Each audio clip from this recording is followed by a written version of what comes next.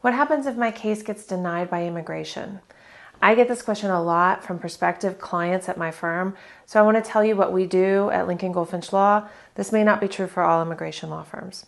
But there's three main ways you may get a negative response from immigration.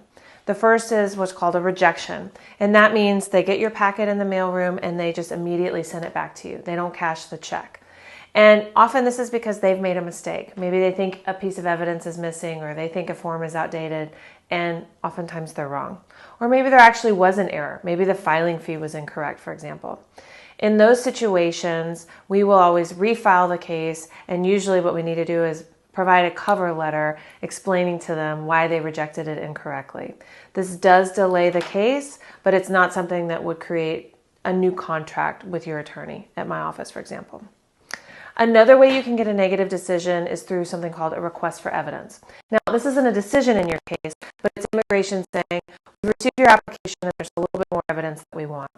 And sometimes this is anticipated. Sometimes it's a medical exam that we know we didn't attach because we didn't want it to expire, for example. In those cases, we would not charge an additional fee to respond to the request for evidence. But let's say we're doing a waiver application and your attorney has said to you, we really need a lot more evidence of this part of your case. And you have said, I don't want to do that. I want to just file it like it is. And then immigration responds with a request for evidence and they say, actually, we want more evidence in this part. In those situations, we would ask you to pay an additional fee for our work responding to the request for evidence. But it's only in limited circumstances like that.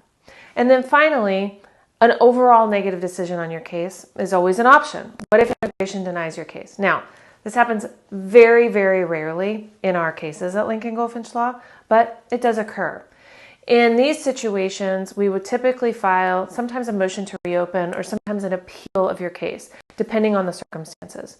In general, those are going to be considered new and separate contracts, and we'll review with you at the time that it's due about what the reason is, how much additional work is needed, and we'll always consider that you are an ongoing and special client of ours, and we won't charge you a fee as if you had started with us, fresh and we didn't work the case the whole way through.